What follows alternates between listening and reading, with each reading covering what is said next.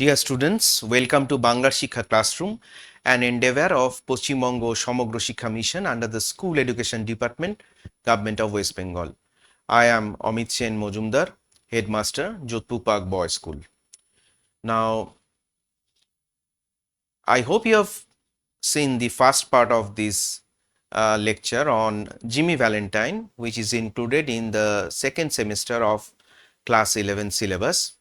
So, let us do a short recap of the story, and then in this class we will be discussing the important questions and their model answers.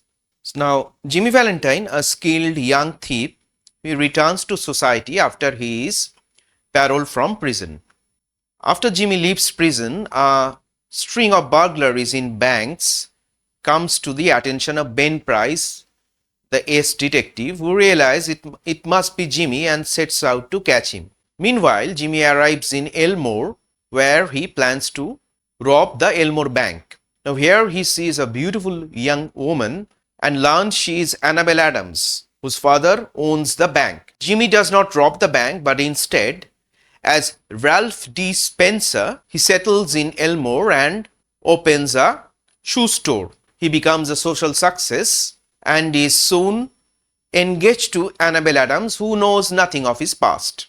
A year later, Jimmy writes a letter asking a former friend called Billy to meet him, and he plans to give him his safe-cracking tools. The day before Jimmy is to leave, Ben Price, the ace detective, he arrives in Elmore with the intention of catching Jimmy Valentine and putting him behind bars. The next day, with his tools in his suitcase, Jimmy goes to the bank with Annabel, Annabel's sister, and Annabel's sister's two little girls, May and Agatha. Now, Annabel's father wants to show them the new safe he has installed. While they are admiring the safe, Ben Price comes into the bank and watches them. Jimmy is unaware of the detective's presence. Suddenly, May, the 9-year-old daughter of Annabel's sister, he playfully locks Agatha in the vault. There is no way to get her out, and Annabel turns to Jimmy for help. Jimmy then reverts to his old identity and frees the child. Once Agatha is safe, Jimmy puts on his coat and walks away. Later he encounters Ben Price. The detective pretends he doesn't know Jimmy and lets him go free. Now this story has a surprise ending. Ben Price not arresting Jimmy Valentine and letting him to go free. This is a surprise ending, the twist in the tale, which characterizes O. Henry. So this was the story in brief, and now we will discuss the important questions. Now the answers which I am going to provide for you, they are meant for guidance only. They are intended to help you and understand how to frame your own answers in a coherent and structured manner. Do not memorize these answers. If you mark them up in verbatim, that is strongly discouraged. You are advised to read and understand the text thoroughly. Of course, reading the text thoroughly, it's a wonderful story. You must read the text thoroughly. And you attempt to answer the questions in your own words. It is always good to include quotes from the original text to support your points. And I have done it, in the model answers, which I am going to read out to you. I will be, so that when you read those answers, you will be, I hope it will, encourage you to come up with similar answers. And if you are not able to remember the exact quote, you just paraphrase the ideas instead. Do not worry if you cannot recall them exactly. Remember, your personal understanding and expression of the story will always carry more value than a memorized response. So now let's do those questions along with their answers. So the first question is, retrace Jimmy Valentine's course of action from the moment he is granted parole to the time he reaches the room. This is a 6 marks question. So this question pertains to the beginning of the story. You know, from the moment he is granted parole to the time he reaches the room. So let me recall the story here. The story Jimmy Valentine by O. Henry, it begins at a critical moment. Jimmy is paroled from prison. The warden advises Jimmy to brace up and make a man of yourself. He further urges him to stop cracking safes and live straight. Jimmy blatantly denies any incident of safe cracking and even the notorious burglary at Springfield. Now he was, serving prison time for committing that burglary at Springfield. Now Jimmy is released from the prison the next morning. It is recorded in the prison books that he had been pardoned by the governor. Jimmy walks into the sunshine with a railroad ticket, a $5 bill, and a cigar. He heads straight for a restaurant. After having broiled chicken, white wine, and a cigar, a grade better than the one the warden had given him, Jimmy travels by train to reach the cafe of one Mike Dolan in a little town near the state line. Jimmy gets the keys to his room from Dolan and unlocks the door of a room at the rear. The room was exactly in the same condition as he had left it, with a button of eminent detective Ben Prose's collar still on the floor. So that is the full answer. You can take a screenshot if you want. Why have I included this question? Because it will help you to, summarize the text, the beginning of the text. Now coming back to the next question. Describe the contents of Jimmy's suitcase. Why do you think he gazes fondly at them? So the question here, Ben Prose caught Jimmy in a scuffle, and that's why Jimmy's collar button, Ben Prose's collar button, was still lying on the room, and there Jimmy Valentine had kept his set of tools in the safe custody of Mike Dolan. So we are going to describe the contents of Jimmy's suitcase. It's an important question. Why do you think he gazes fondly at those tools? Now, the answer to this question is directly not given in the text. So, you have to write it on your own. So, let me read out the answer which I have prepared as a model. Jimmy Valentine in O. Henry's short story with the same name is an adept safecracker. Adept means expert. Using his unique methodology of cracking safes, Jimmy could easily hoodwink the police. The key to his success as an expert burglar was a complete set of tools contained in his suitcase. The tools were made of specially tempered steel and were the finest set of burglars' tools in the East. The set contained the latest designs in drills, punches, braces, and bits, jimmies, clamps, and augers. These were the instruments which Jimmy Valentine used to crack the safe. The set even contained 2 or 3 ingenious innovations by Jimmy himself and was procured by Jimmy at a cost of over $900. So this is the answer to the first part of the question, the description of the contents of Jimmy's suitcase. It can come as a 2 marks question. Now, why do you think he gazes fondly at them? Jimmy gazes at his tools fondly, perhaps because he valued them as his most precious confederate in crime. As you know, Jimmy Valentine did not have any partners. The only confederate, only partner, if I might say, were this set of tools.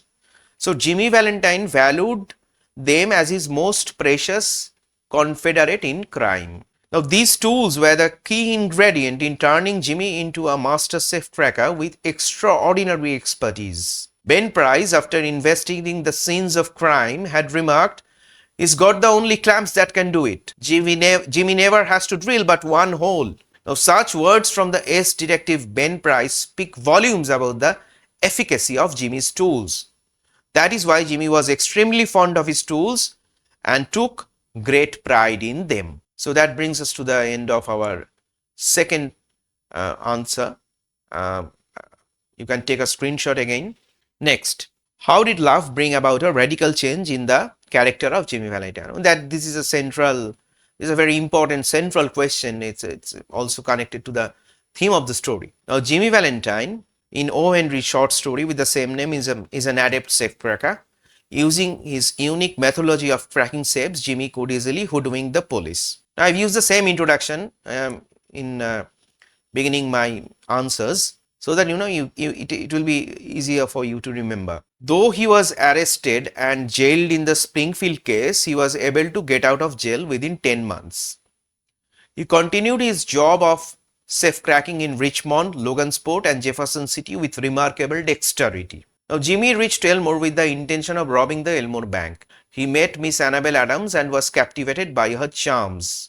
He changed his name to Ralph D. Spencer and vowed to lead an honest life. She believes in me and I wouldn't do another crooked thing for the whole world. This is from the letter which he wrote to Billy. So I have quoted this line. If you want, you can paraphrase it in your own words.